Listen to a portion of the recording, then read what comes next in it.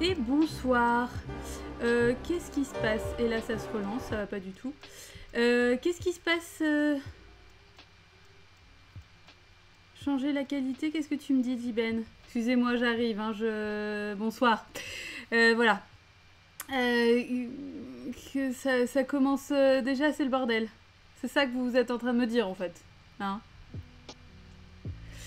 Donc, bonsoir Onsi, bonsoir Cartas, bonsoir Mad Monkey, bonsoir T-Pudding, bonsoir Jessie.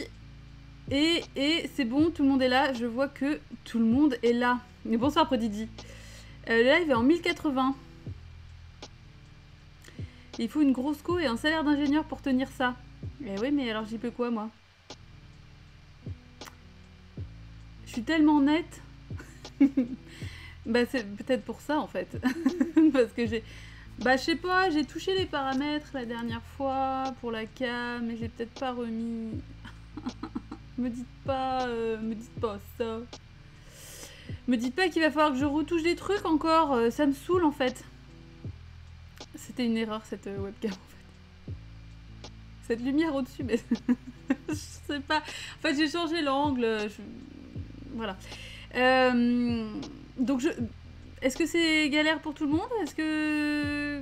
Comment ça se passe? Parce que je sache si j'ai éventuellement à faire une modif.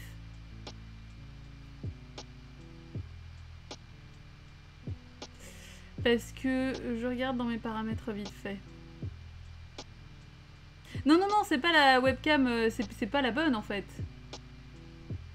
C'est celle... c'est ma webcam classique quoi. Ouais, je sais pas, j'ai rien changé pourtant. Enfin, j'ai remis ce que j'avais la dernière fois quoi. Ça coupouille. Il y a des micro-frises. Ah, mais c'est relou quoi. Moi ça me va, j'ai une connexion de gros bourgeois. Bah oui, mais bon, l'idée c'est quand même que ce soit accessible, pas uniquement aux bourgeois. Je suis désolée, enfin ma frange, mes cheveux, c'est un problème. c'est la merde. Mais Cartas, j'ai l'impression qu'il est en train de me découvrir comme au premier jour en fait. C'est trop bien. C'est incroyable Cartas. J'aime beaucoup être capable encore de te surprendre après toutes ces années. Bonsoir Osmosis, la meilleure goéla, c'est bon, tout peut commencer. Carthage, t'es quand même à t'engueuler un peu parce que t'es le premier à faire chier tout le monde sur le Discord en mode on commence pas le débrief et t'es le premier à le faire après dans le chat, bravo. Qu'est-ce que tu veux que je fasse de toi? Ce qui est chiant, c'est que si t'as pas plein d'abonnés, les gens peuvent pas changer la qualité du stream tout seul, d'accord. Oui, mais alors du coup, qu'est-ce que... Enfin, qu'est-ce que j'y peux moi, finalement? Parce que là, j'ai changé un truc. C'était d'une moins bonne qualité avant? C'est ça que vous êtes en train de me dire? Tout le monde est forcé de voir ça en Full HD. Bah, c'est ça. Je crois qu'il faut punir Cartas. Non, juste je l'engueule. Le punir, ça lui ferait trop plaisir. Oh, Elvis arrive. Et il est là-haut. Stropole 720 ou 1080. Regardez, on le voit descendre avec son petit boule poilu. Ouais, bah je sais pas moi. C'est surtout que quand bien même vous me dites 720, je sais pas comment changer donc voilà. Avant c'était pas aussi net. Bah écoute. Je viens d'avoir 3 frises en 10 secondes. T'es en pleine remise en question existentielle là, Elvis. Cette descente d'escalier, ça t'a...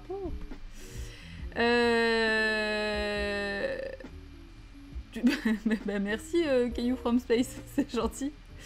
Non mais dis Ben, 3 frises en 10 secondes c'est chiant, mais dis-moi qu'est-ce que je fais pour ça? Donnez-moi une solution. Ah d'accord, c'est un peu au pif. Ah c'est ça, donc bon bah voilà, faut pas démerdez-vous. What do you want? Me to go back to my... Ça suffit. C'est pas... Voilà, c'est pas comme ça qu'on fait. Sinon, relancer tout de suite. Bon, écoutez, on laisse comme ça. Si vraiment c'est insupportable, ben écoutez, on avisera. Hein. Je sais pas, je regarde les trucs de mon côté, mais je... Non, définitivement pas. Alors, bloom. Non mais là c'est ma crappy webcam, hein. Là c'est pas la webcam top délire méga groove. Putain, je suis tellement vieille. Voilà, c'est pas la bonne webcam que j'ai achetée. Moi ça me dérange pas mais je suis une faillotte. Et bonsoir Fabest. Je ne prononce pas le TH parce que je ne sais pas quoi en faire donc je m'adapte. Tu me diras si je fais bien ou pas. La seule technique connue étant de relancer le stream jusqu'à ce que le lecteur soit... Ah ouais mais bon, oh. C'est assez pénible pour tout le monde, on est d'accord. Faut relancer, c'est chiant. Moi je vous sais que je participe pas, ok. Fabest, c'est très bien, et bah écoute, faisons ça. Deal. C'est comment la musique pour vous? Vous l'entendez? Vous l'entendez pas? C'est trop fort? Pas assez fort? Je pense que c'est pas trop fort. Ça pourrait peut-être éventuellement être un peu au-dessus. Je ne sais pas. J'ai l'impression d'être un teckel, quoi. Avec mes cheveux. La musique, c'est bien. Bah on est d'accord, Cartassac, la musique, c'est sympa. Ça commence à merder chez toi aussi, Unsi? Non mais... Ouais, on entend un peu mon PC qui souffle. Il en chie, le pauvre vieux. C'est encore plus pénible de pas pouvoir suivre le stream correctement. Non mais alors, Jiben, qu'est-ce que tu fais? Enfin, parce que je veux bien, mais si toutes les 2 secondes tu fais des réflexions sur la qualité, ce que tu me demandes là, c'est de recommencer, c'est ça? Parce que sinon, on va pas... Moi, si je peux rien faire en réglage à mon niveau, voilà.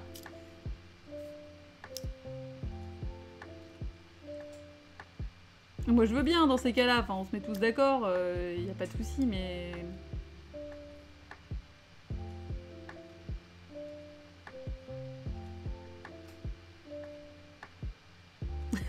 Mais le son, ça va, mais effectivement, si ça coupe toutes les 15 secondes, c'est un peu relou, mais... Bah, comme on n'a pas encore commencé, ouais, bah voilà. Je suis pas de la team à vouloir relancer.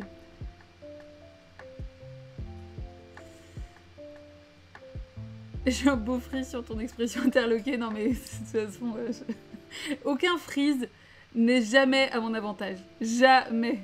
Donc bah, c'est pas grave, hein, j'en ai fait mon affaire, que voulez-vous. Ça dépend beaucoup du flux général utilisé par Twitch. Bon bah voilà, bon bah du coup, Jiben, tant pis. Je suis désolée. Mais malgré ton râlage intempestif, ça ne changera pas. Petit ou moins de débit, bah voilà, alors abonnez-vous, c'est ça, putain, faites grossir la commu. Je dis ça un soir où on débrief un Fellini, parce qu'effectivement, c'est ça qui fait gonfler les stats. Cartas, il est à bloc ce soir. Alors, trêve de blabla, il est déjà 21h12, on va peut-être pas non plus s'attarder sur les questions de bande passante toute la soirée. Parce que, encore une fois, nous n'y pouvons rien. Le chat, c'est de regarder sur téléphone où les frises sont moins présents. Eh oui. Je suis jalouse de ces frises, moi je suis dégueulasse à chaque fois. La fluidité plutôt, oui, bon, écoutez. Hein Elvis, t'en penses quoi toi? Bah tu viens de manger quoi, donc du coup ça va en fait, ouais. Prenez exemple sur Elvis. Aucun problème du côté d'Elvis.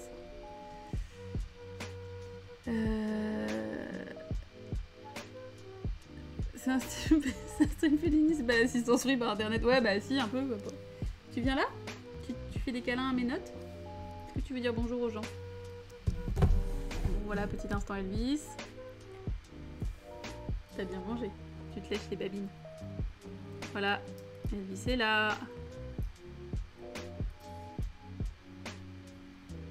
Bon. J'ai décidé de... Voilà. Petite sieste digestive pour Elvis. Hein, voilà. Découvrant le stream, quel autre Fellini avait été débriefé? Alors, Fabest, c'est le premier. Hein. En général, on essaye de débriefer différents films, en fait, de pas débriefer toujours les mêmes réalisateurs. Hein. C'est quand même l'intérêt. Ça peut être des styles qui se rapprochent. On a fait plusieurs kaiju, par exemple, ou choses comme ça. Mais par contre, en termes de réalisateur, le seul qu'on pourrait éventuellement être amené à débriefer plusieurs fois, ce serait éventuellement Ken Russell. Voilà. Mais c'est le seul pour le moment. Freeze Elvis trop chou. Elvis qui nous fait le coup de l'hôtel du cul tourné, c'est ça. Ce fut court mais intense. Mais il y a un espèce de reflet dégueu. Ah, c'est mieux comme ça. Ok. Mais j'ai vraiment l'impression d'être genre au-dessus de vous. Donc Fabest, je sais pas comment tu as découvert le stream en fait, d'où tu viens, si tu viens juste de Twitch comme ça par curiosité ou si tu viens de Twitter. Et donc le principe c'est ça, chaque semaine on se fixe un film à débriefer une semaine plus tard. Donc on le regarde tous, on le re-regarde pour ceux qui le connaissent déjà ou on le découvre pour ceux qui ne l'ont jamais vu. Et on met nos ressentis en commun le dimanche pour savoir ce que tout le monde en a pensé. Voilà, et donc c'est maintenant. C'est maintenant que ça commence, alors attention. Je suis carrément au-dessus en contre-plongée. Je sens que le pouvoir t'est monté à la tête. C'est pour éviter d'avoir cette espèce de reflet dégueu. Vous voyez, cette espèce de... Hop, voilà. Je suis sinon... Ah si, comme ça. Ouais, mais du coup là je suis comme ça quoi. M'emmerdez pas. Laissez-moi débriefer Féline. On m'a parlé du stream ciné sur un chat, comme j'ai tendance à souvent en parler moi-même. Bah écoute, très bien, bienvenue. N'hésite pas aussi à rejoindre le Discord, hein, le lien est en dessous. Ça te permettra d'être tenu au courant plus facilement. Voilà, mettons-nous en mode auto et mezzo. Du coup, je suis très contente d'avoir débriefé, d'avoir choisi de débriefer un Fellini avec vous. Ce qu'il faut savoir de Federico Fellini, c'est que c'est un réalisateur qui m'a toujours un peu fait peur. C'est-à-dire que c'est un réalisateur qu'on connaît tous, on connaît tous son nom, on connaît tous un peu son aura. Moi, à plus forte raison, parce que Fellini, en fait, a parfois été décrit comme le Ken Russell italien. Donc, c'est vous dire que c'est quelque chose qui a toujours attiré ma curiosité, mais qui m'impressionnait un peu trop. Et du coup... Finalement, je n'ai vu qu'un seul de ses films jusque-là, qui était son Casanova, qui est un film dont je parle souvent, parce que je l'aime beaucoup. C'est un film qui est extrêmement impressionnant, qui est vraiment incroyable et qui est fascinant, et que je vous conseille de voir. Mais du coup, voilà, Otto et Mezzo, c'est un film que j'avais envie de voir depuis un moment, pour la simple et bonne raison qu'il y a Barbara Steele dedans. Et vous ne savez pas tous et toutes, mais j'ai un amour profond et sincère et une fascination totale pour Barbara Steele. Donc du coup je m'étais dit je vais voir ce film-là. Il était dans ma watchlist depuis très longtemps, mais je n'avais encore jamais trouvé vraiment la motivation de le voir. Et puis du coup en parlant dimanche dernier, je me suis dit banco, Fellini, c'est parti. Et je suis contente parce que c'est un film sur lequel il y a beaucoup de choses à dire. Je pense que vous serez d'accord avec moi, que vous l'ayez apprécié ou non. C'est un film sur lequel on va pouvoir discuter grandement. Et je trouve que ce qui est marrant, c'est que il y a des thématiques qui font un peu écho sur le film qu'on a débriefé dimanche dernier, qui était Tenchi no Tamago, l'œuf de l'ange. Donc c'est assez marrant en fait de voir comme ces deux films qui sont très différents. Mais voilà, c'est des thématiques qui peuvent se répondre un peu sur la question de l'errance, etc. Et sur le brouillage temporel, en fait. Alors, qu'est-ce que vous dites Est-ce que c'est Osmosis qui a parlé de stream ciné? C'est toujours Osmosis, c'est vrai que c'est ma meilleure go et c'est ma meilleure RP, quoi. Sa vision de Casanova est superbe, absolument. Quand je l'ai vu apparaître, j'ai fait « Ah, c'est donc ça ?» De quoi, Tipoud?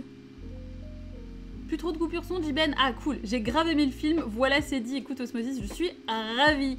Et bonsoir, Ilianas. Moi, ça m'a un peu saoulée, je me suis arrêtée à la moitié. D'accord, très bien. Ça fait pas mal penser au cinéma d'Antonioni. Moi aussi, j'ai aimé le film. Ok, très bien.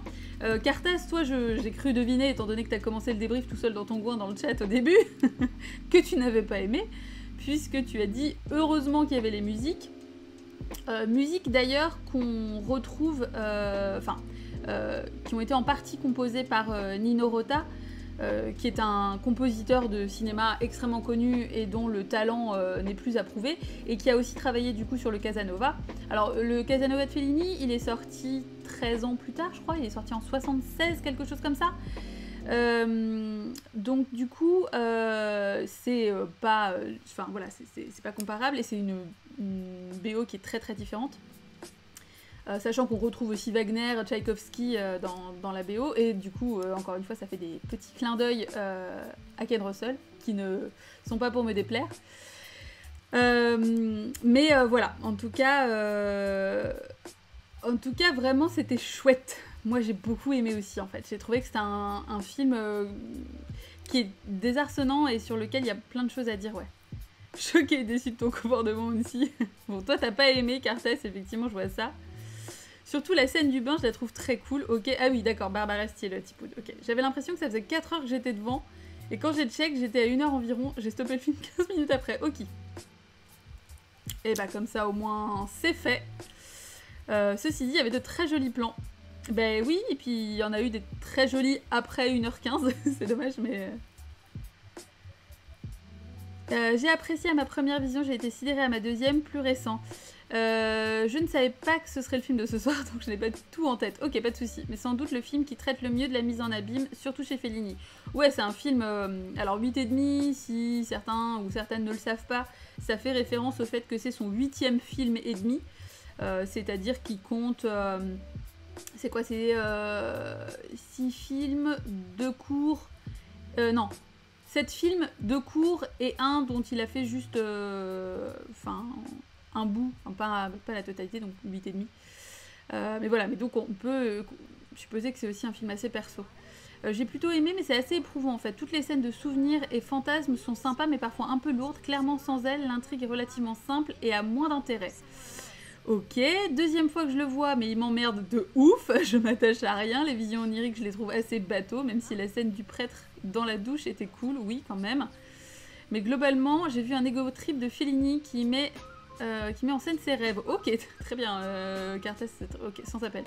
Il y a quand même des passages cringe aussi, faut se le dire. Oui, bah, c'est du cinéma italien des années 60, hein, donc le cringe est toujours pas très loin. Ça, notamment au niveau de la vision de la femme. Et encore que je serais pondérée là-dessus, parce que, bon, c'est un film où malgré le fait que c'est une succession de scénettes, j'ai compris au moins un tenant et un aboutissant du film, il me semble. Bon, bah, c'est déjà ça. Moi, j'ai aimé jusqu'à l'arrivée de sa femme, et après, je trouve que le film est moins beau. D'accord, c'est intéressant. C'est très égo-trip, oui, mais est-ce un problème? Ça peut être un constat. Pour moi, c'est pas forcément un souci, en fait. Déjà, les 2 premières scènes, j'ai surkiffé. L'ambiance, la mise en scène, le fait qu'on est totalement perdu, j'ai adoré. Voilà, j'avoue, le film s'ouvre sur un silence absolument total, en fait, et du coup, c'est très désarçonnant, ouais. On se demande ce qui se passe. Moi, j'ai regardé... du coup, j'ai vérifié si mon fichier était bon. En mode, est-ce que il est censé y avoir du son, là, ou pas? Je trouve que le mec est une sacrée merde. Oui, bon, bah ça... oui, mais...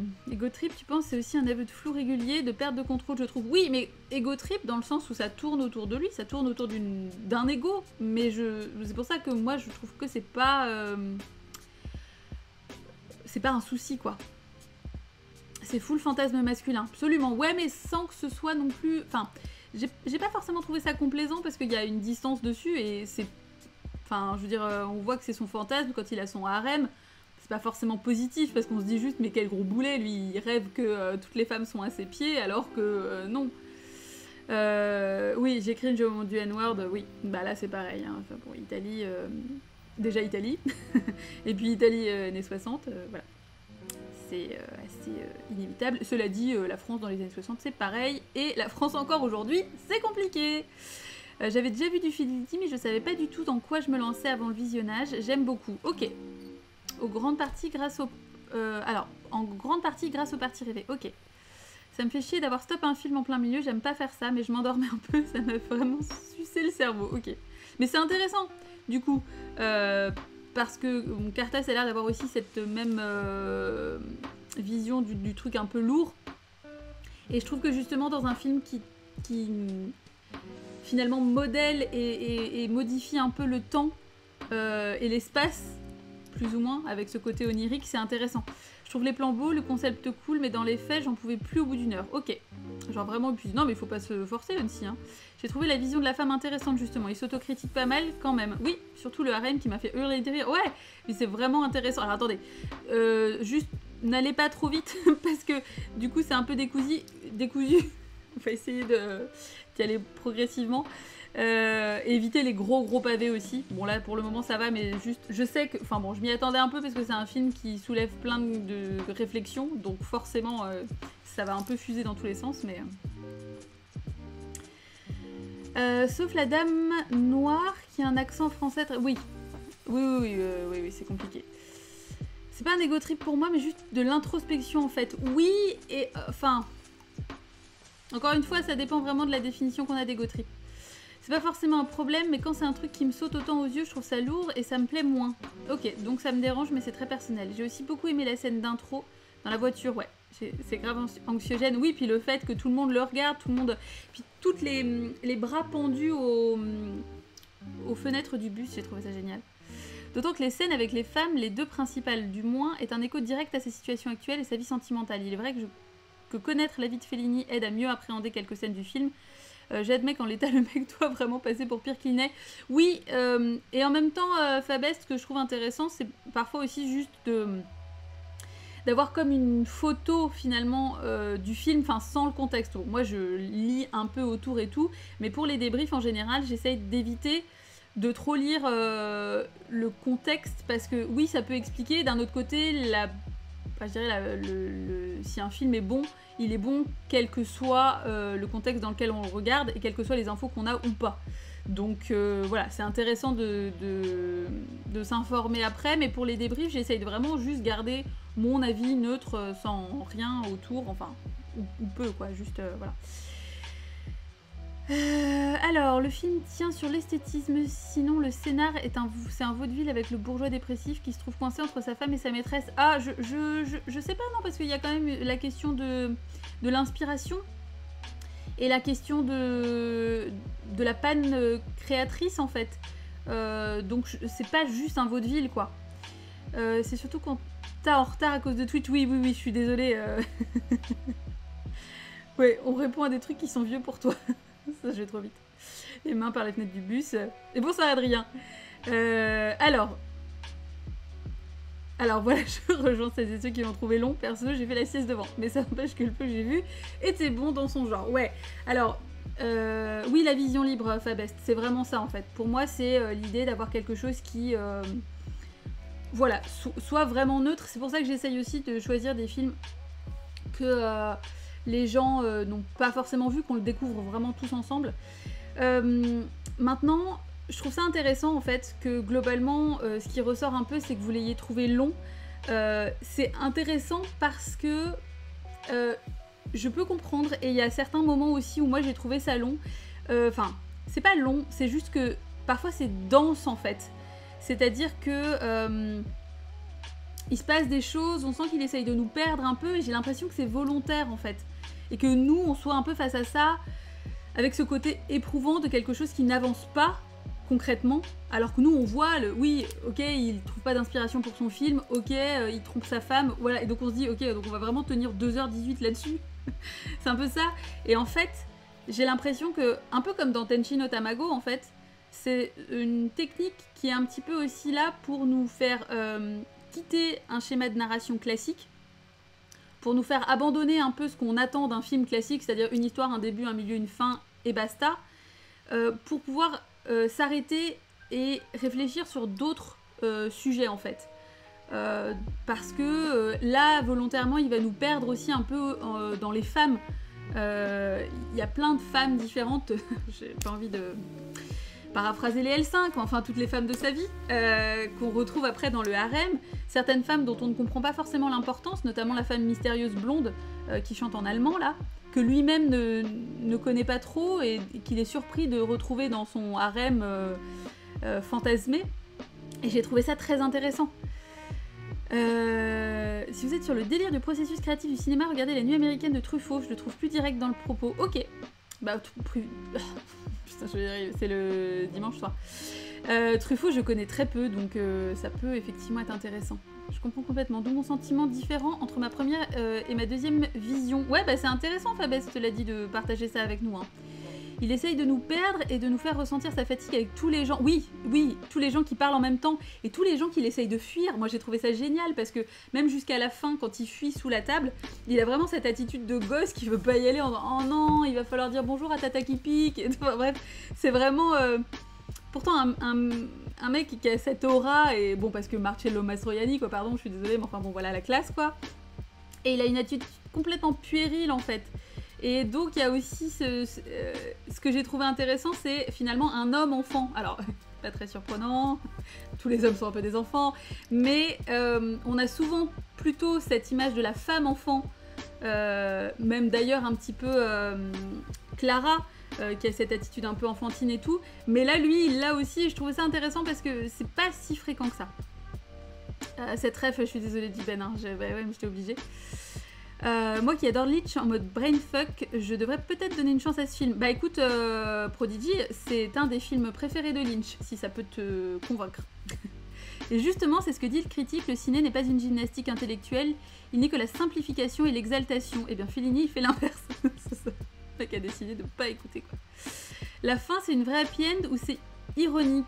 Bah, je pense que c'est aussi un peu libre d'interprétation. Je dirais un peu happy end, mais c'est marrant parce que la fin, bah, à moitié fait penser à la fin de Big Fish aussi.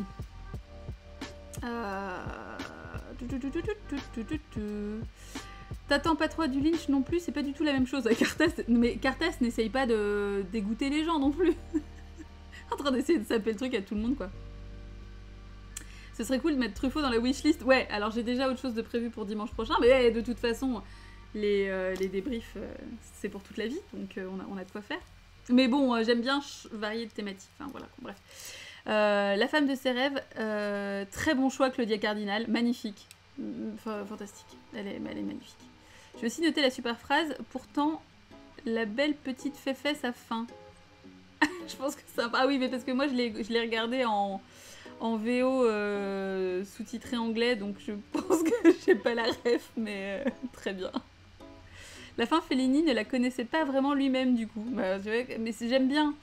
J'aime bien, parce que du coup, c'est assez libre, quoi. C'est marrant, Big Fish, c'est l'exemple que j'ai donné à Marwan pour lui expliquer la fin du film. Ah bah, mais oui, mais osmosis. Parce qu'en fait, on est reliés. Est-ce qu'on avait besoin de plus de preuves que ça? C'est repassé à 1 par semaine. Bah oui, aussi, ça fait un moment. Après ma petite trêve estivale, on est reparti sur un live tous les mardis et tous les dimanches. Et plus si affinité. Je veux dégoûter personne, mais s'attendre à du Lynch en lançant un Fellini, ça me semble le meilleur moyen de se faire chier.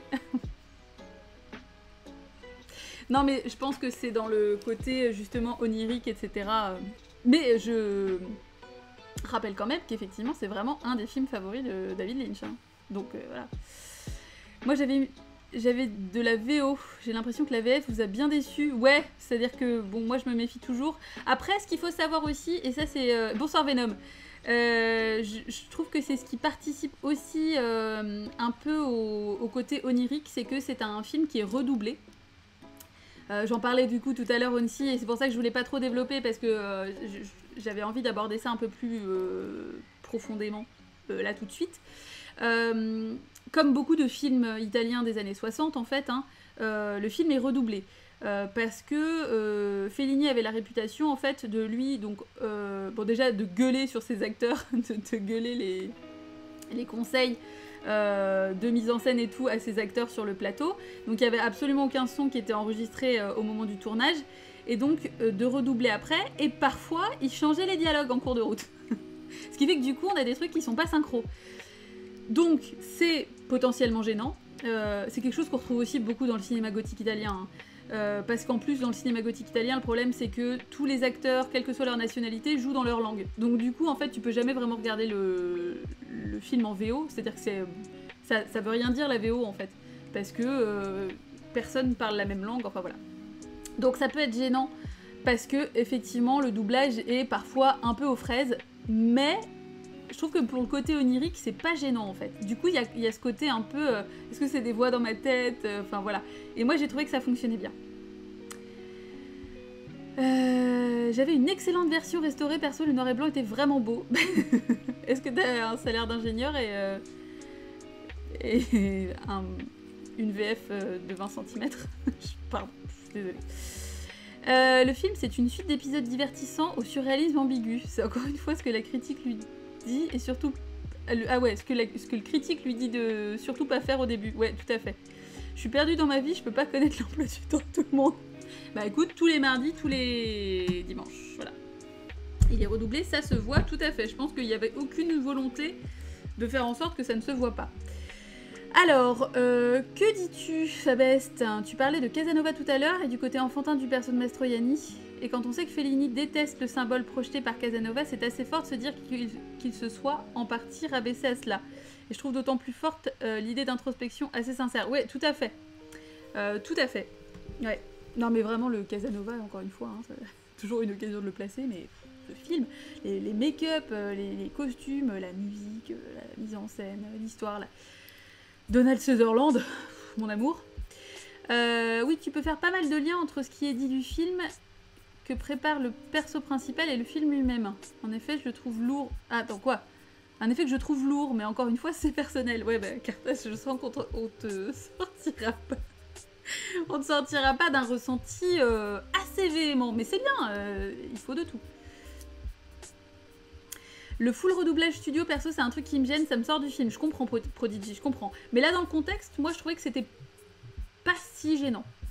Après, le seul truc qui me saoule, c'est que comme, du coup, j'aime beaucoup regarder des films en italien parce que ça me replonge un peu dans l'italien. Bon, pour ceux et celles qui ne savent pas, j'ai fait de l'italien pendant longtemps. J'ai même passé certaines épreuves du bac en italien. Enfin bref, voilà.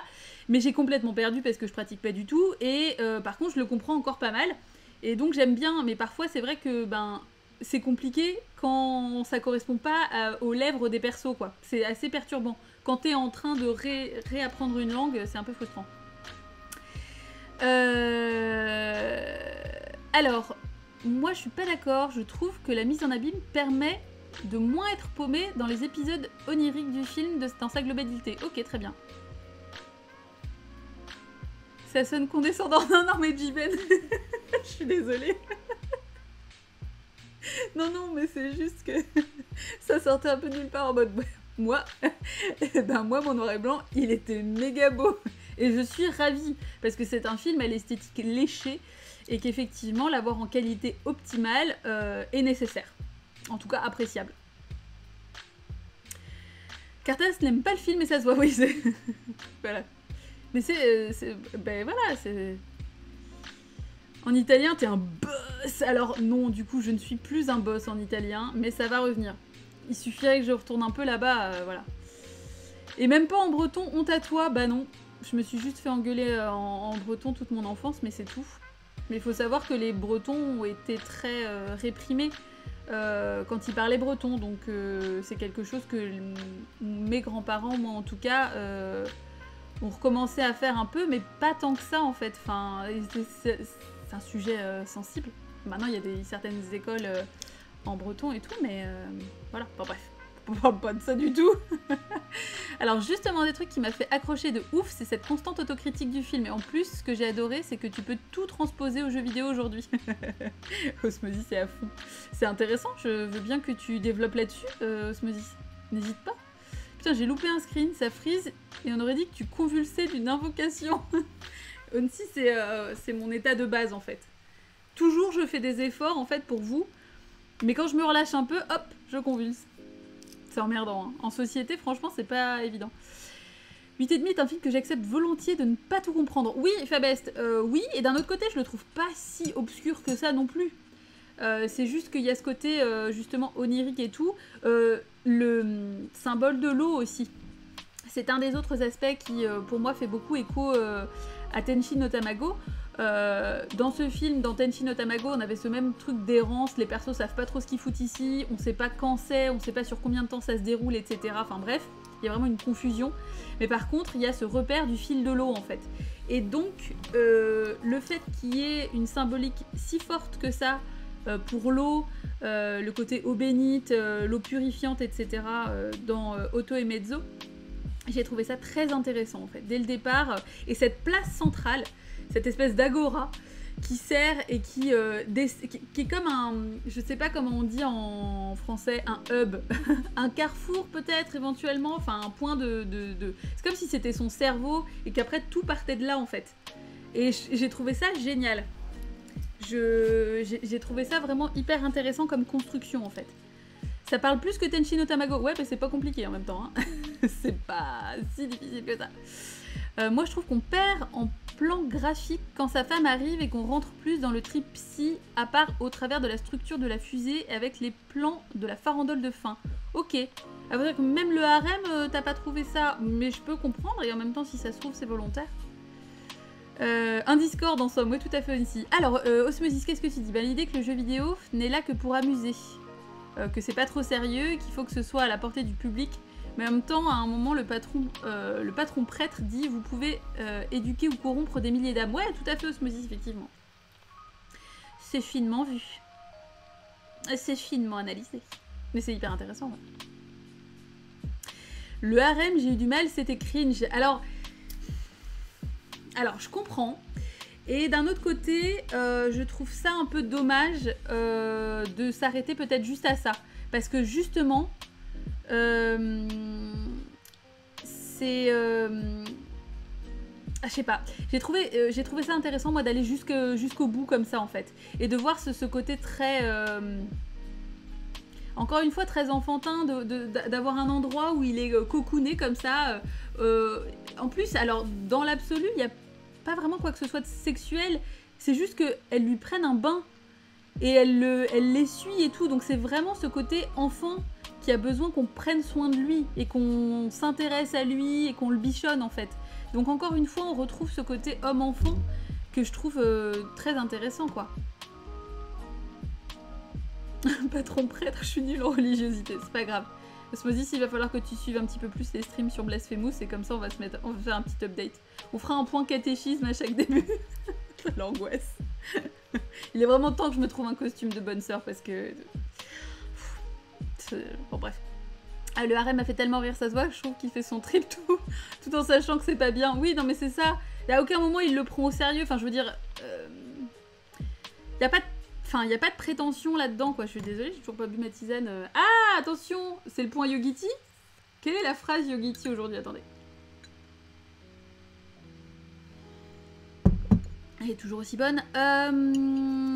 Aujourd'hui, c'est... Vous êtes aussi magnifique que l'univers. Ok. Bah écoutez les gars, on va s'arrêter là-dessus. Désolée. Donc, parler d'ego trip, mais c'est pas ma faute, c'est Yogiti. Donc, le harem, j'ai aimé la scène, mais c'est clairement pas ce que je retiendrai du film en premier, alors que c'est toujours la scène qu'on voit en premier. Ah oui, bah écoute, petit pudding, moi c'est vrai que je me suis peu intéressée à ce qui s'est dit sur Otto et Metto. Et les images sont belles, mais nettement moins graphiques qu'au début. Oui, je suis assez d'accord. Je suis d'accord avec le côté puéril, ouais, tout à fait, Jiben, ouais. Ça fait très l'homme frustré par ses désirs et s'enferme dans un monde imaginaire. Tout à fait, Lianas. Ouais. Un monde où personne ne le contredit. Et où même sa femme va dire qu'il est génial et que, oh, regardez quand même, oh là là, il est marrant. Il est comme ça, écoutez. C'est marrant parce qu'elle est pas du tout comme ça en vrai. J'ai acheté du Yogiti à cause de toi, influenceuse. Mais cette tisane réconfort de la gorge est excellente. Elle est toujours aussi bonne. Titre. Ah là là, je suis magnifique de manière exponentielle. Arrêtez. Je suis magnifique comme un trou noir. Alors, tous les bouquins de ciné mettent des images de cette scène. D'accord, T-Pudding, ok. Et sa femme devient la femme. Il dit des trucs tellement affreux. Oui, alors, il y a aussi de ça, quand tu dis, T-Put, que dans tous les bouquins de ciné parlent de cette scène. C'est aussi ça, c'est que Otto et Mezzo, moi j'ai mis beaucoup de temps à me lancer parce que c'est un film qui est reconnu par la critique, qui fait partie de je ne sais combien de listes de films à voir avant de mourir. Typiquement, c'est le genre de liste qui me saoule, cette espèce de diktat culturel que je trouve absurde, en fait. Typiquement, ce film-là, je l'aurais vu il y a, je sais pas moi, 10-15 ans. J'aurais probablement rien compris. En tout cas, ça aurait été beaucoup trop tôt. Et du coup, bon, il y a beaucoup de pression autour de ce film-là, un peu en mode, genre c'est tellement un film de référence que tu peux du coup être amené à te dire, si jamais je l'aime pas, ça veut probablement dire que j'ai rien compris au cinéma. Vous voyez un peu l'idée. C'est pas ça, hein. C'est pas du tout ce que je dis, mais il y a un peu ce genre de réflexion-là derrière ces listes-là. Et du coup, je trouve ça chiant, et ça me tient souvent très à l'écart des films, ça me motive pas du tout, quoi. Donc voilà, mais c'est pour ça que c'est cool, et je trouve ça hyper agréable que, en l'occurrence, par exemple, on puisse tout à fait discuter avec des gens qui, par exemple, ne l'ont pas du tout aimé, et je trouve que ça rend le débat bien plus captivant, comme à chaque fois, bien évidemment, avec vous. Tout à fait, vous, c'est vous qui êtes chez vous. Il accepte pas ses responsabilités, il cherche le réconfort auprès des femmes, il est immature. Oui, voilà, c'est QFD. Y a quoi dedans, Tipout? Je l'ai dit la dernière fois dans un live Blasphemous. Y a de la réglisse, il y a du thym et il y a je ne sais plus quoi d'autre. Mais la réglisse est excellente. Ouais, les 1001 films à voir avant de mourir, Fabest, c'est ça. Il y a aussi toutes les musiques classiques. J'avais l'impression qu'il y avait plus de budget compo. Alors si, enfin Ilianas, alors j'en ai parlé au début. On a quand même une BO qui a été en partie composée par Nino Rota, donc ça va. On peut dire que le mec assure, quoi. C'est marrant qu'ils soient encensés par la critique plus qu'il met dedans. Ce qu'il lui met dedans, oui, Osmosis, mais c'est intéressant. Mais c'est Fellini, donc il fait ce qu'il veut. Donc, j'ai pas trop compris le pourquoi du Wagner. Bah, je pense qu'il y avait un côté un peu grandiloquent, un peu impressionnant comme ça, direct, ce truc très intense, alors qu'en fait, il montre la scène de quelqu'un qui est pas moribond, mais enfin en tout cas qui est pas en forme, et ça fait un contraste que j'ai trouvé moi très marrant du coup. C'était un peu là, genre le mec, il est vraiment dans une scène où tu mettrais pas cette musique-là normalement. Le genre de liste sur lesquelles je passais énormément de temps au lycée pour découvrir des films. Oui, non mais Cartas, très bien, enfin moi c'est pas du tout une critique, hein. Chacun fait vraiment comme il veut, mais moi ça me sauce pas de ouf ces listes-là. Pourtant j'ai un bouquin qu'on m'a offert, hein, bah, je l'ai d'ailleurs, le truc qui a mis un film à voir avant de mourir, voilà, qu'on m'a offert, mais que j'avoue j'ai peu feuilleté. J'avais un peu ce sentiment en fait en voyant le film, l'impression que les gens en parlaient en faisant leur gros cerveau, et c'est trop méta sur le ciné. Il faut vraiment pas avoir de culture ciné pour pas aimer. Bah oui, alors qu'en fait pas du tout. Donc Cartas rend le débat captivant.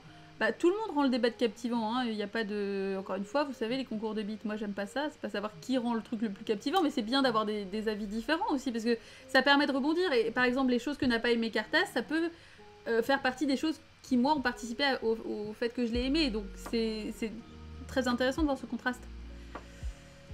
Mais c'est très probablement par le prisme de comment j'ai découvert le ciné. Oui, aussi, ça dépend, c'est très perso aussi, hein, finalement. Moi, ça va, il y a Godard qui est passé par là pour me faire comprendre que je comprenais rien au cinéma.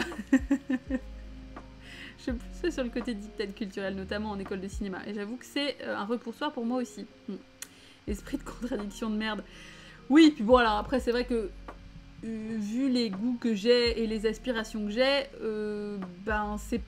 Effectivement, en général, je m'y retrouve pas trop dans ce genre de liste, mais après, qui sait, enfin, il peut y avoir des trucs qui me plaisent, mais c'est pas là que je trouve mon bonheur, en fait.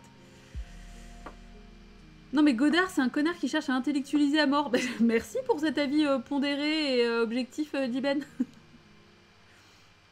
Le thème musical récurrent qui hante le film est excellent. Ouais. Et puis ce côté cirque et tout. La chevauchée des Valkyries sur des vacanciers, c'est du contre-emploi. Oui, et ça marche, en fait. Je pense pas qu'il ait cherché à faire en sorte que ce soit cohérent avec ce qu'on voyait à l'écran, quoi. Puis je suis pas le seul à pas avoir aimé le film. Non, pas de soucis, Cartas, mais c'est vrai que c'est toi qui a été le plus...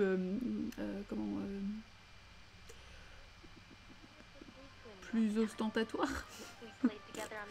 Alors, ces thèmes musicaux participent totalement au sentiment de décalage. Oui, le décalage, c'est vraiment le thème principal du film, en fait. Je le dis de manière ironique, parce que ça m'a empêché d'avoir une licence de ciné et de donner des cours de ciné. Ah oui, bah, je comprends. Merci à Félix de nous avoir fait découvrir ce film 1. J'ai un peu rigolé quand tu l'as vanté tout à l'heure. Qu'est-ce que j'ai fait, Unsi? À quel moment? Je me rappelle pas. C'est surtout que ces listes sont centrées sur un moule culturel assez déprimant, je trouve, et souvent rétrograde. Oui, mais c'est surtout que c'est débile de vouloir essayer de former les gens avec le même moule sur un truc culturel où par définition c'est tes goûts qui te guident et du coup ça met aussi enfin ça enferme les gens, enfin bon, y a pas de souci, tu peux apprendre énormément de choses à suivre ces listes, vraiment, il y a des réalisateurs incroyables dans ces listes là, il y a vraiment aucun souci, mais c'est juste que et bien du coup ça met de la pression et c'est aussi un peu genre ah putain t'as pas vu tel film, t'es vraiment une merde, alors que vous savez, et sur le Discord je le dis tout le temps, jamais j'irai critiquer ou jamais j'irai dire à quelqu'un quoi t'as pas vu ce truc là, parce que non, si c'est un film que j'aime par exemple, bah je vais vraiment être contente pour la personne qu'elle puisse découvrir ça et voilà, qu'il lui reste encore, enfin moi c'est pareil, hein, quelque chose que j'ai pas vu et je suis hyper ravie, franchement ce serait tellement triste de dire bah non mais c'est bon, moi le cinéma j'ai fait le tour, hein, je vois le genre, c'est bon, je vois le petit cinéma là. Pour moi il y a des films de la Hammer ou de Carpenter aussi importants que Citizen Kane, je suis tout à fait d'accord. Oui, là tu prêches une convertie, j'ai envie de dire, le plus véhément, le plus hostile. Non, Cartas, c'était pas particulièrement hostile, mais disons que, bah voilà, t'as pas hésité, quoi. Ouais, mais enfin moi, Godard, ça marche pas sur moi. J'ai vu Pierrot le Fou et je crois que le passage que j'ai préféré, c'est quand il y a Raymond DeVos. C'est tout. Désolé. Quand Calix disait qu'il avait milité pour qu'on débriefe un Fellini et qu'il pourrait pas être là et que t'as dit que t'avais pas fait attention, j'imagine un chevalier se battre corps et âme pour défendre son royaume et le roi lui répondre « Ah ok ». Bah oui mais... mais non mais c'est vrai que je sais pas, je l'ai jamais vu défendre du... Enfin, j'ai jamais vu parler d'un Fellini en particulier, je suis un peu là, bah, d'où...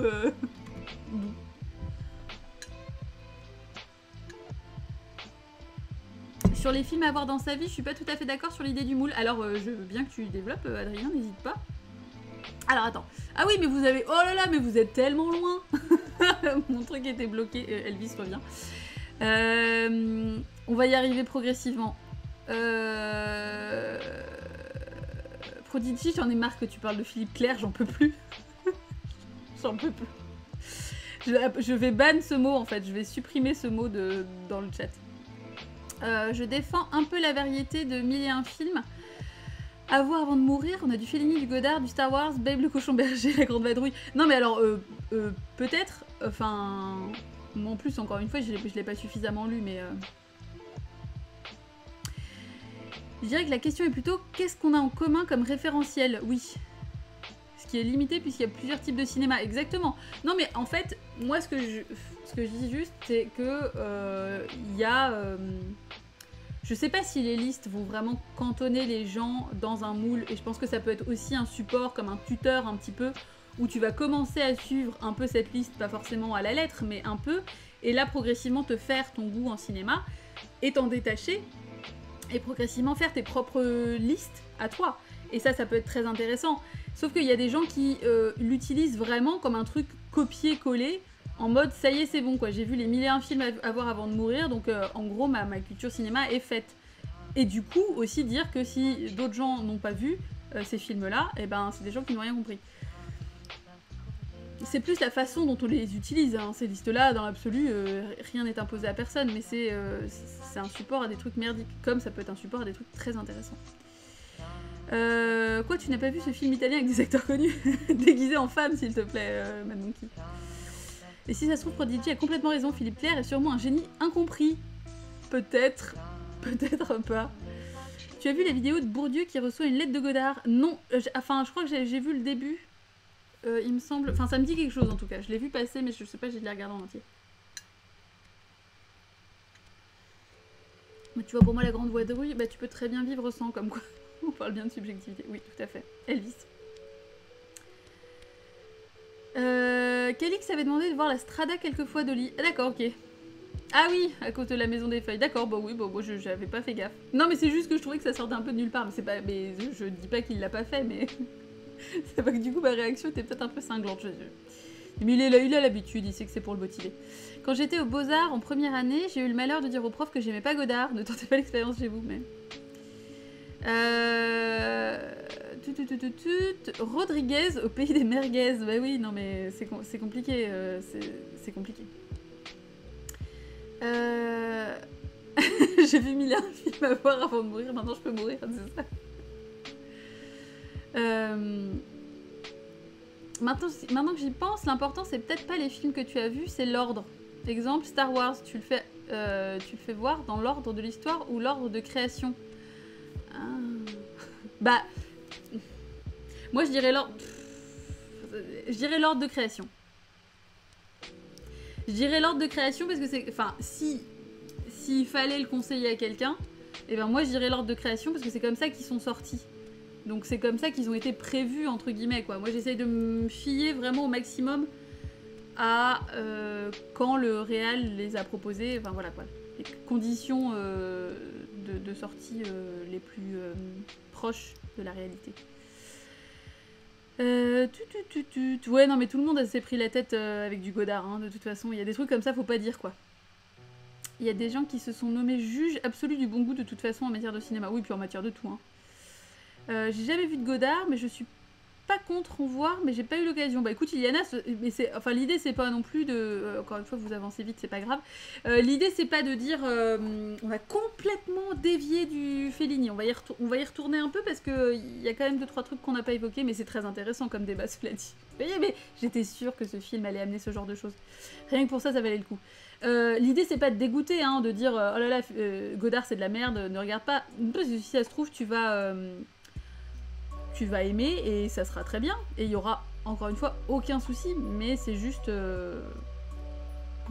c'est tellement genre un espèce de symbole que des fois tu te dis on peut rien dire, quoi. T'es souvent cinglante avec Calix. Oui, et ouais. Un vrai fouet. Fouet. C'est comme ça que tu l'écris, toi, Cartas. C'est original. Je la mets sur le Discord parce qu'elle est trop drôle, cette vidéo. Bourdieu dit quand même c'est beau, mais j'ai rien compris. Vous avez compris quelque chose? C'est génial. Et oui, les dogmes. Absolument. Les dogmes, c'est mal. J'ai préféré voir la dialectique peut-elle casser des briques. Oui. Ma scène préférée pour comprendre le cinéma, c'est dans Doberman de Yann Kounen, quand un perso se torche littéralement avec des pages du cahier du cinéma. Waouh. Ça fait réfléchir. Les dogmes, c'est d'autant plus con qu'aux Beaux-Arts, on te soutient mordicus qu'on est là pour les exploser. Oui, alors les Beaux-Arts, j'ai l'impression que c'est pareil, hein, c'est compliqué. Hein, c'est... Enfin, je pourrais pas vous dire, mais... Enfin, en tout cas, pas de vécu, mais... C'est sûr que pour prendre l'exemple des Star Wars, t'as une révolution technologique d'effets spéciaux de narration. Oui, je suis assez d'accord. Ouais. Non, et puis pour la question de l'ordre, je trouve ça important. En fait, de toute façon, oui, il y a clairement des films, même par exemple si tu les regardes pas au bon moment, c'est bête à dire, hein, mais même si je disais au tout début qu'un film doit être bon quel que soit son contexte et quel que soit le moment où tu le regardes, enfin voilà, en gros, t'as pas besoin d'avoir un certain âge ou d'être dans une certaine situation pour l'aimer, mais reprenons par exemple l'exemple du film Maudit. Et vous voyez à quel point je vous aime, c'est que j'en parle de moi-même. Mais le film Maudit de Denis Darko, qui est un film en plus sur lequel j'ai vraiment pas été dure au niveau de la critique, mais j'ai juste dit d'emblée que je l'avais vu trop tard, parce que je l'ai vu il y a quoi, c'était quoi, il y a 1 ou 2 ans, enfin bref, et que si je l'avais vu quand j'avais genre 15-16 ans, enfin au moment de sa sortie, j'aurais été absolument conquise, c'est sûr, c'est évident. Mais là, en l'état, eh ben non. Et du coup, bah oui, voilà, c'est comme ça, c'est pas grave. Il y a parfois, effectivement, un ordre des choses ou un timing à respecter. Bon, voilà, c'est pas grave. Mais...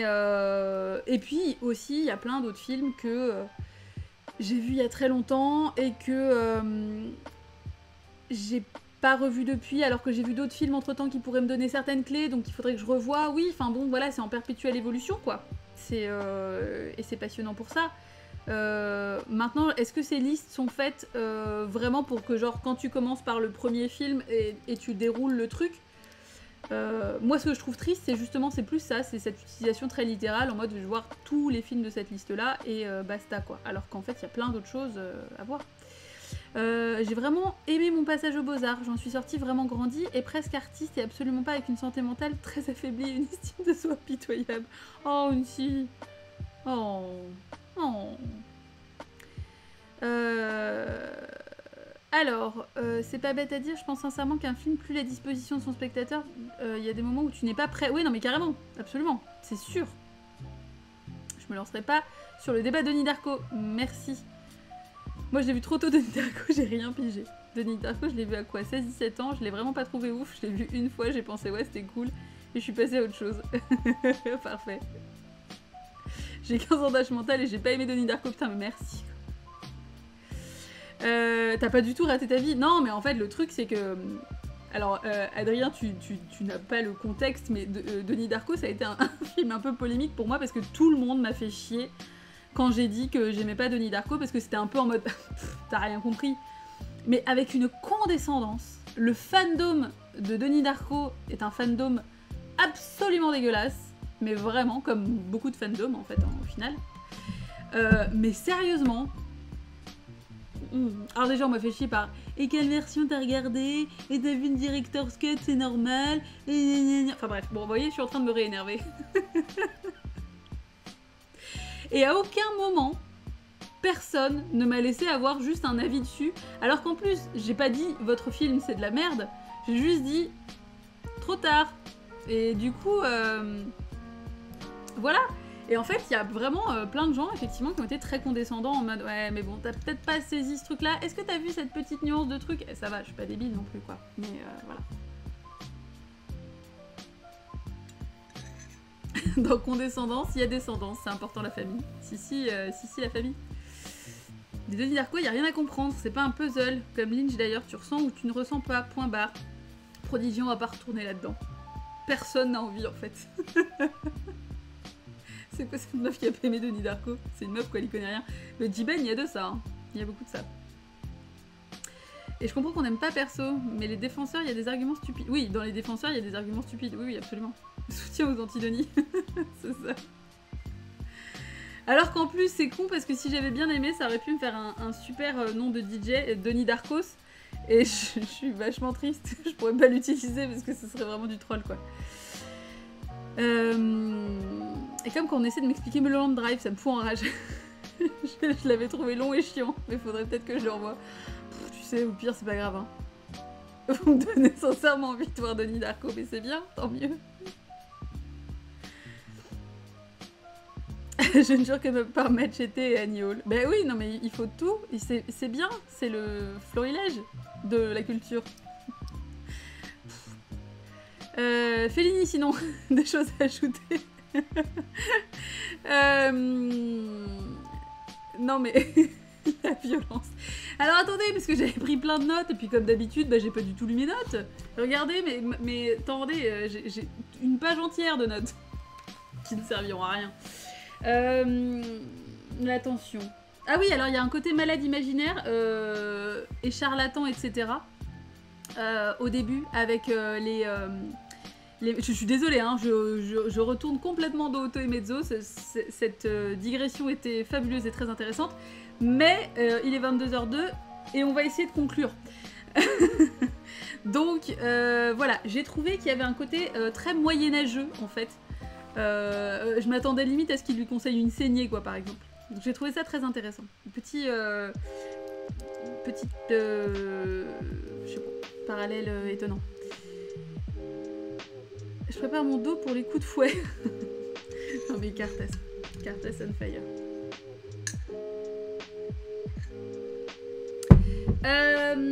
Sinon,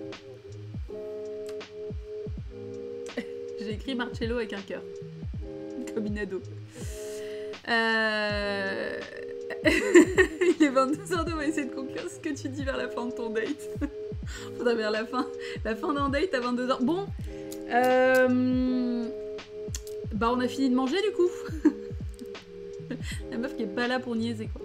Pas le temps de niaiser. J'ai trouvé un côté antique plus que moyenâgeux. D'accord, oui, oui. Oui, alors moi je sais pas, moi direct j'ai pensé moyenâgeux. Quand ils vont au sauna, ils sont carrément en toge, tout à fait, oui. Sur Fellini, pour ceux qui aiment les tenues religieuses, son Roma est une scénette de dingue. Ouais, mais de toute façon, moi, ça m'a donné envie de voir d'autres Fellini. Hein. J'en ai déjà 2-3 dans ma liste. Carta, c'est un plan très étrange pour se construire un corps comme celui de Gérald. On sent qu'Onsi est à fond dans The Witcher 3. D'ailleurs, Onsi, je suis ravie qu'il te plaise. J'adore tes petites interventions sur le chaîne de vidéo. C'est un thème qui revient souvent dans les dialogues. De quoi, le thème antique ou le... Je sais pas. Je me permets juste, que ce soit à toi ou au chat, de voir la Dolce Vita de Fellini. Oui. Il faudra beaucoup de... Ah oui, d'accord, il offre beaucoup de clés pour sa filmographie. Ok, merci pour le conseil, Fabest. Le chapeau d'Anne de l'école quand il est gamin, ça me fait penser à Blasphemous. Mais oui, non. Osmosis, tellement. J'ai exactement pensé à la même chose. Au chapeau qu'elle a, la meuf, avec toutes les épées, là, qu'on aime trop. Que Bad Monkey a dit que ça lui faisait penser à la chanson Saint-Sébastien de Ariel Dombal. Voilà. Désolé. C'est ton Fellini préféré, même si on s'en fout. Non, Fabest, on s'en fout pas du tout. On est là pour partager nos ressentis, donc c'est complètement legit. Oui, t'étais grave énervé aussi avec cette histoire de mission de mec qui tape, enfin bref, oui, pour pas spoiler les gens, mais jouer à The Witcher 3 de toute façon. Qu'est-ce que vous faites à pas y avoir joué? Sinon... Ah oui. Incroyable, la meuf vient d'avoir une révélation. Alors, avant d'enchaîner, qu'est-ce que tu dis, Adrien? Du coup, on parle plus du même Fellini qui s'éclate à mettre un gros symbole phallique, la fusée. Non mais sérieux. À la fin de son film, c'est beau le cinéma quand même. Tu casses une bite, tu mets de l'antique et tu dis que c'est du Fellini, ça passe. Bon, après moi ça me fait marrer. Oui, alors, bon, encore une fois, film italien. Ça justifie tout. Ça justifie tout. Et en même temps, il y avait ce côté... ce que j'ai beaucoup aimé en fait avec cette structure de fusée en fait, qui ne se lancera jamais. Donc c'est vraiment genre la loose en fait quoi. Du coup c'est pas une bite, c'est presque une demi-molle. Enfin, et c'est intéressant. Je sais pas si Fellini l'a pensé comme ça. Peut-être que j'extrapole un peu.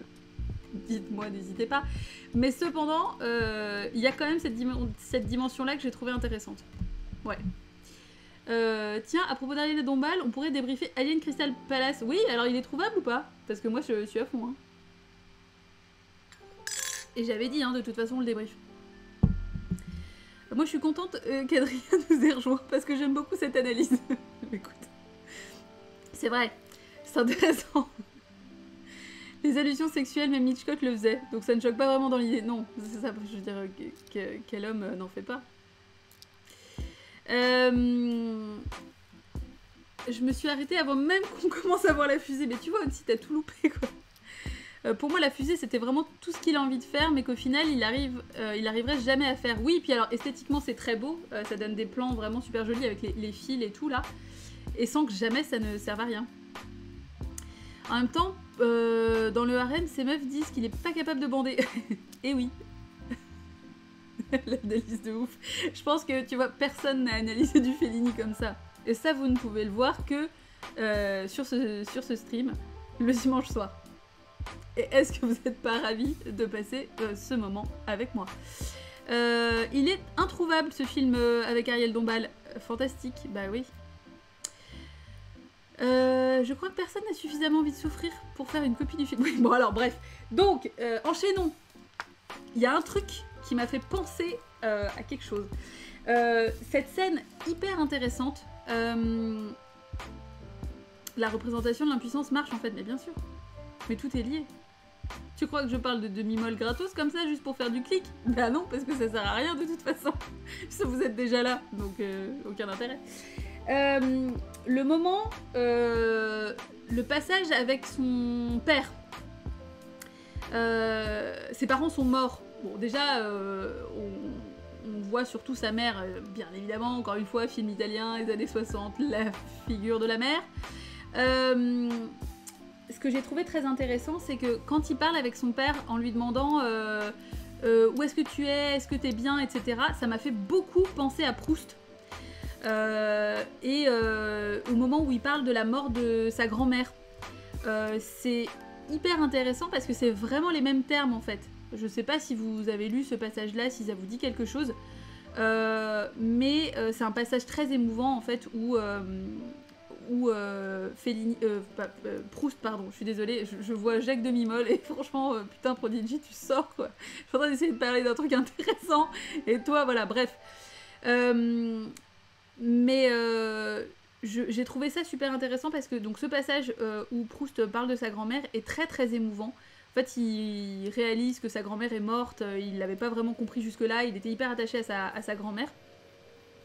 Et il demande, je crois qu'il demande à son père où est sa grand-mère, est-ce qu'elle va bien, où est-ce qu'il peut la visiter, etc. Alors que bon, bah elle est morte, hein, elle est au cimetière, clairement.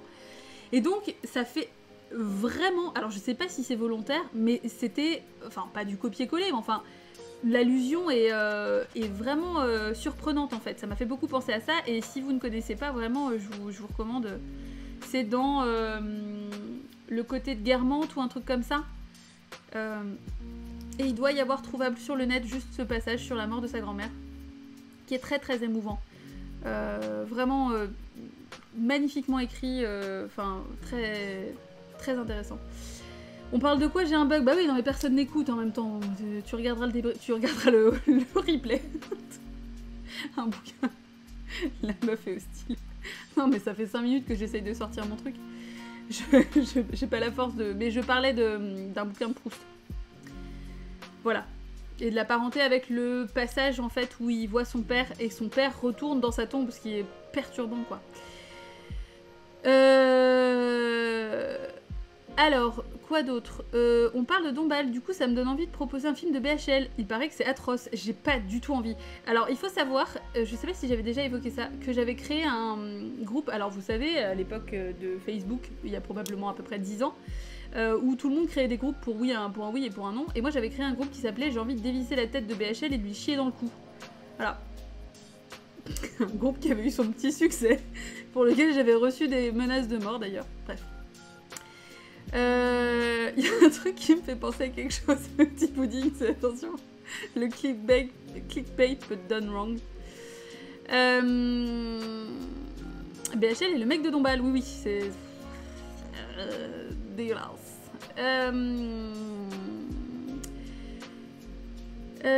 Tout ça, voilà, oh, c'est bon, on redescend, on y arrive. Je vous laisse les envies. Ça bug vachement chez toi. Ok, Onsi, des bisous. J'ai tapé dedans.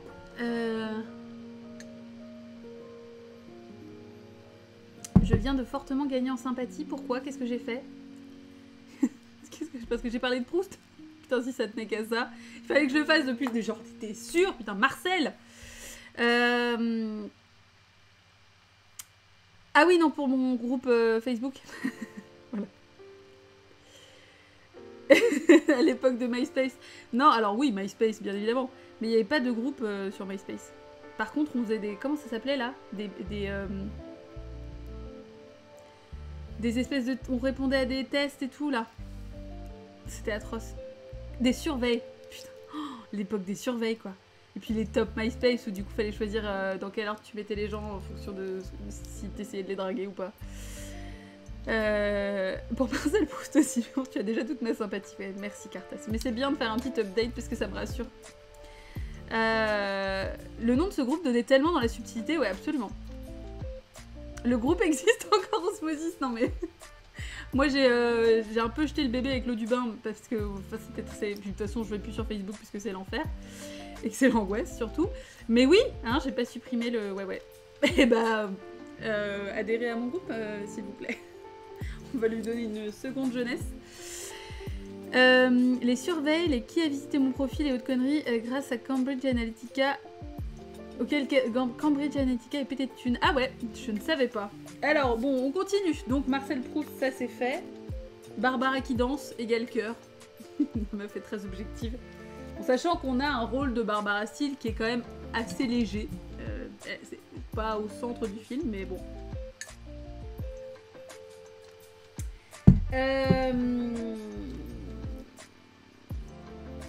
Ah oui, Saragina. Le passage où elle danse la rumba là sur la plage. C'est un passage que j'ai trouvé très mignon d'ailleurs, enfin très étrange, en même temps c'est malsain et en même temps, je sais pas, j'ai trouvé ça... Elle m'a beaucoup fait penser à Tura Satana. Alors je pense que c'est les sourcils, peut-être la coupe, son décolleté aussi, la forme de ses seins, enfin bref, mais en tout cas il y avait un truc très Toura Satana, et c'est un personnage que j'ai beaucoup aimé. Je l'ai trouvé trop mimi en fait. Ils sont mignons Barbara et son mec, ouais tout à fait. Oui parce qu'elle a l'air de quand même l'aimer finalement. Barbara tout court égale cœur, le reveal du visage de Barbara, oui. Ce fameux reveal avec le chapeau et tout, elle est magnifique. Donc c'est pas un film obligatoire dans la Barbara Steelsploitation non. Alors c'est pas celui que je conseillerais. Bon, je vous conseille La Mascara del Demonio, bien évidemment. Et puis Un Angelo per Satana, qui est pas un film à la narration très intéressante, ni à l'histoire et tout, mais elle est magnifique dedans. Donc voilà. Et puis I Lunghi Capelli della Morte, est-ce qu'elle... On la voit vite fait dans celui-là. Non, sinon, je conseille Danza Macabra, qui est magnifique. Que j'ai évoqué d'ailleurs vite fait vendredi parce que c'était le nom d'un des boss, enfin c'était le nom du succès quand tu butais un des boss dans Blasphemous, Danse Macabre. Voilà, sur la base d'une histoire de Edgar Allan Poe. Bref, je suis complètement en train... Me parlez pas de Barbara Steele, vous, je sais pas. Vous savez bien que ça ne marche pas. La scène des confessionnals est incroyable. Les confessionnals sont magnifiques. Enfin, les confessionnaux, du coup. Oula, attention, dimanche soir. Ces formes, là, sur le fond blanc, bref. Et... C'est une femme Barbara Gould ou pas? Attention, référence des années 90. Elle est encore au-delà. Elle est au-dessus. Mais clairement, de base, c'est une femme Barbara Gould. Une femme Barbara Goudou. La lumière des confessionnaux, oui, magnifique.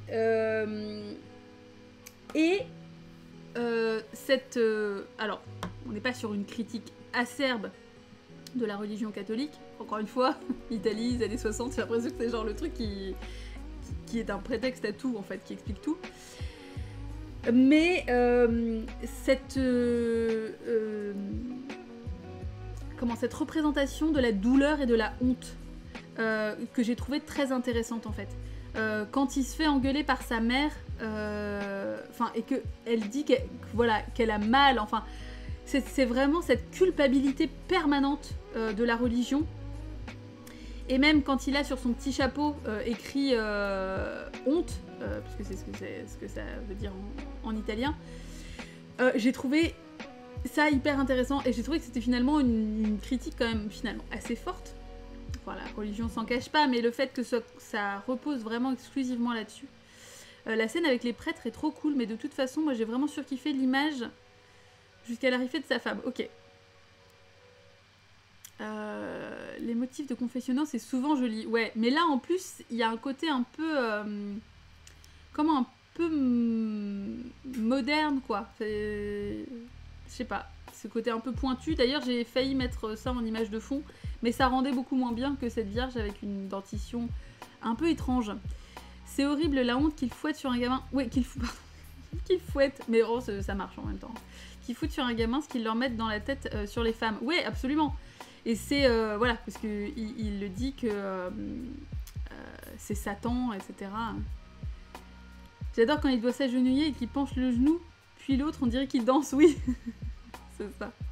Oui, encore, voilà, ce côté... Ouais, mais c'est, voilà, la douleur et la honte, vraiment des sentiments très très forts. Avec le fil rouge de la femme albande qui est blonde et qui pardonne, etc. C'est vraiment bizarre comme on la voit rapidement dans le hall d'entrée, enfin vraiment juste passer comme ça et jamais elle n'est vraiment expliquée, mais en même temps c'est pas très grave non plus. Voilà, je suis désolée, hein, je reviens vite fait parce que bon bah là vu l'heure qu'il est, on peut se permettre d'accélérer un petit peu. Pourquoi j'ai mis Jacqueline avec un cœur? Ah bah oui, parce que Jacqueline, le fait qu'il classe aussi les femmes par âge dans le harem. Alors du coup j'ai mis j'ai mis une petite flèche et j'ai mis Leonardo DiCaprio. Et je me suis dit que dans la tête de Leonardo DiCaprio, ça devait fonctionner comme ça. Hop, tu as plus de 23 ans? Eh ben tu vas au grenier. Voilà. C'est comme ça que ça fonctionne. Je me demande si le film n'est pas un plaidoyer pour le divorce, interdit en Italie à l'époque du film. Oui. Et puis quand il va rencontrer c'est quoi, c'est le cardinal ou je sais plus. Et que il y a tous ses potes qui lui demandent ouais, tu peux lui demander pour mon divorce, s'il te plaît. Vas-y, à toi il peut rien refuser et tout. Voilà, et alors les femmes sont décrites comme méprisantes ou admiratives. Donc du coup, bon bah pas beaucoup de choix finalement. Et les hommes sont décrits comme attends, c'est marqué là, faibles, sans volonté et indécis. Donc il y a aussi un contraste, c'est pour ça qu'on peut voir que c'est pas non plus complètement juste un film où l'image de la femme est pas ouf, parce que le contraste, voilà. Tu as plus de 72 ans, tu sautes d'un rocher, oups pardon. Dis Ben, attention, hein. Pas de spoil. Voilà. Patron prêtre, c'est bien aussi. Non mais oui, ça marche, hein. Osmosis, patron prêtre, haut placé en termes de religiosité. Donc, qu'est-ce que j'ai dit d'autre? Il y a aussi une critique du cinéma, hein. Le cinéma, notamment par exemple les matte paintings qui sont décrits comme finalement une technologie, un système datant de Mathusalem. Enfin bon, à demi, parce que quand il dit, voilà, est-ce que tu pouvais pas simplement mettre une peinture en fond plutôt que de faire construire un échafaudage pour une fusée, enfin bref.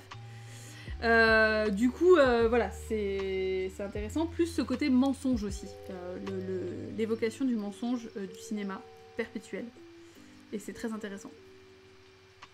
La pote de la femme du réel a l'air de bien se marrer comme Barbara Steele aussi d'ailleurs, oui. C'est clair.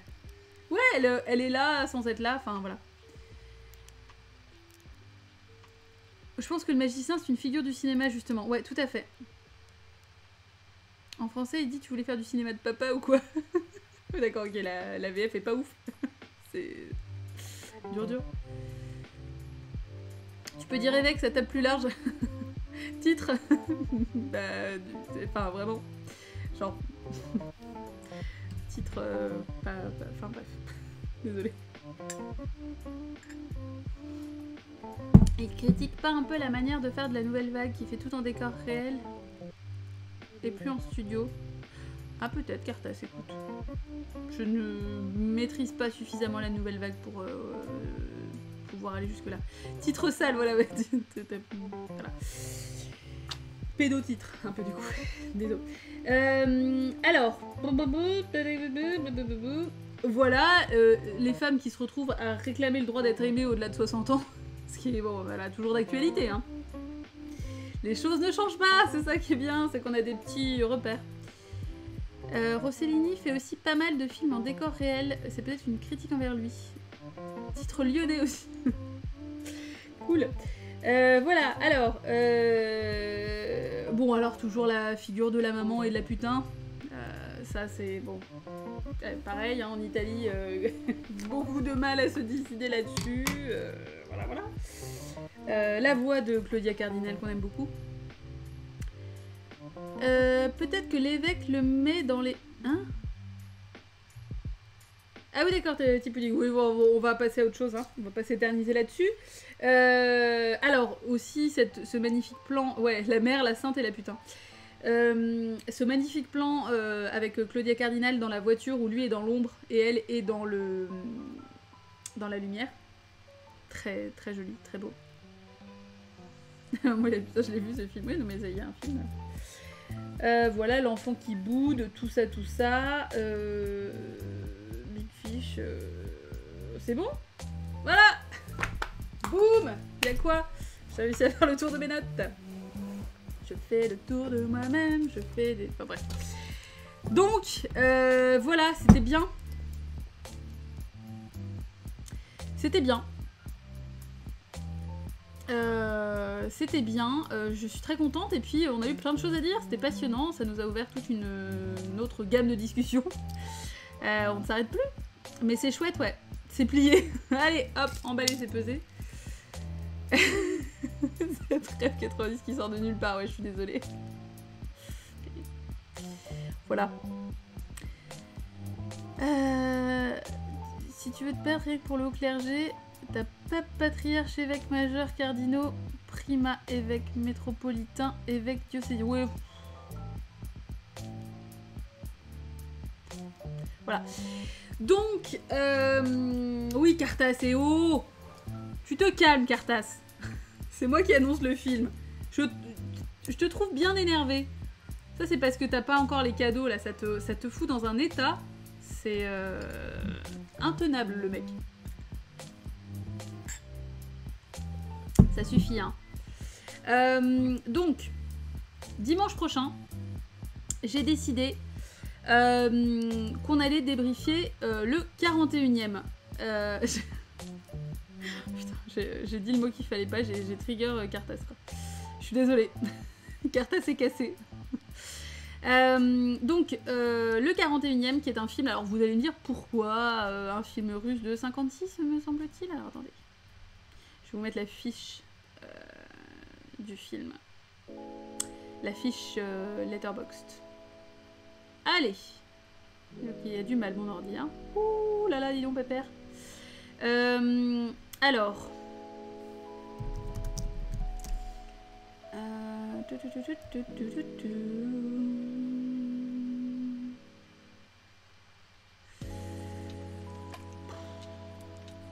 C'est super lent.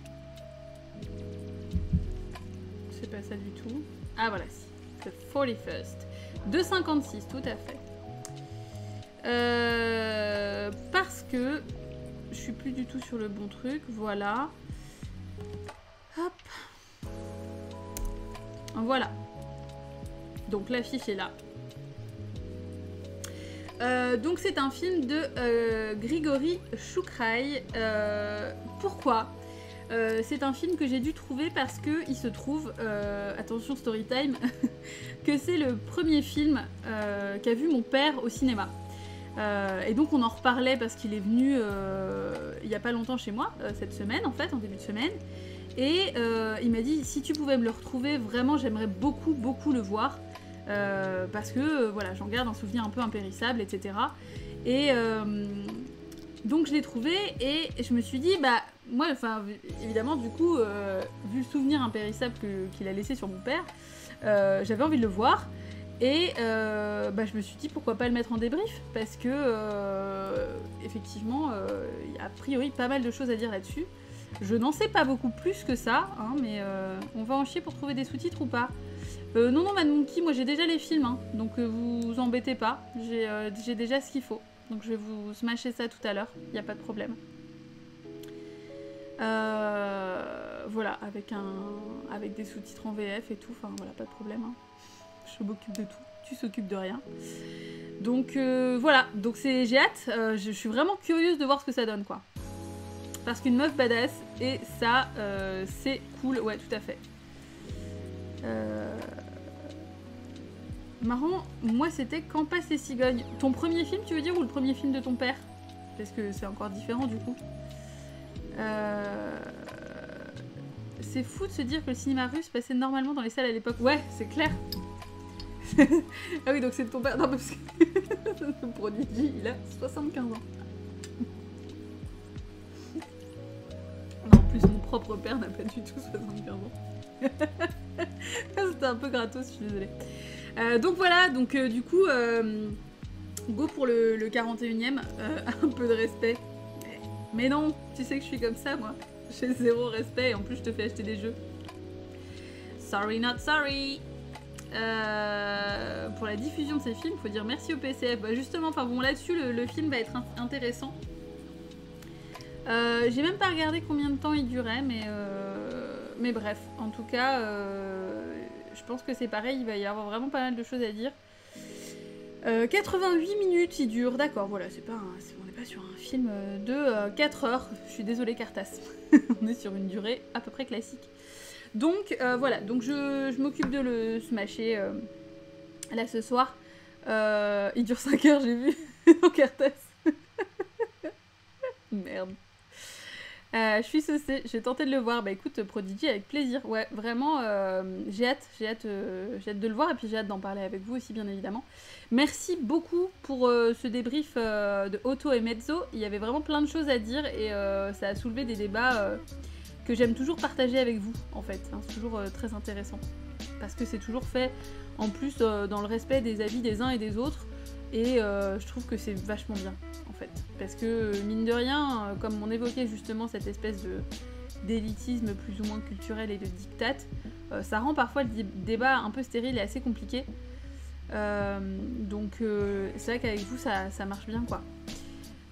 Si vous n'avez jamais vu de Kalatozov, ce sont les plus beaux films du monde. Ok Prodigy, ben je note. Il y a un 41st de 1927, ben celui-là c'est celui de 56. Donc, je sais pas si c'est du coup un remake ou si c'est voilà. Je quand même que du coup non. Mon père a pas pu voir celui de 27. Non, c'est celui de 56, c'est sûr. Du coup, là, j'ai eu un vieux doute en mode... Non. Donc, ouais, il y a matière.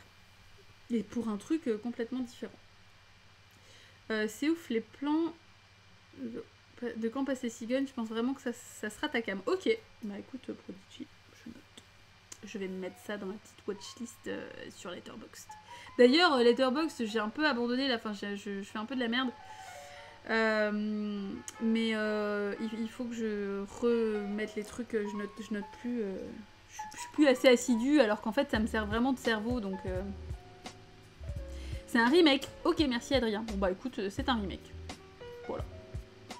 Peut-être que c'est une adaptation de bouquin à la base aussi. Je sais pas. Je vais faire comme le voleur de Bagdad et voir le muet avant. Ce Carta, c'est trop extrême, quoi. C'est une des musiques que t'écoutes quand tu bosses? Mais c'est une compile... Tu sais, Beat to Relax Study, là. Tu sais, c'est les trucs qui tournent en boucle où il n'y a pas d'effort à faire et où c'est juste du lofi mimi. Bah, je suis désolée, du coup, si ça te... du coup, Osmosis va se mettre à bosser d'un coup, là, en mode putain, qu'est-ce que j'ai... Bref, donc voilà, donc c'était très cool. Vous avez été charmants. Merci.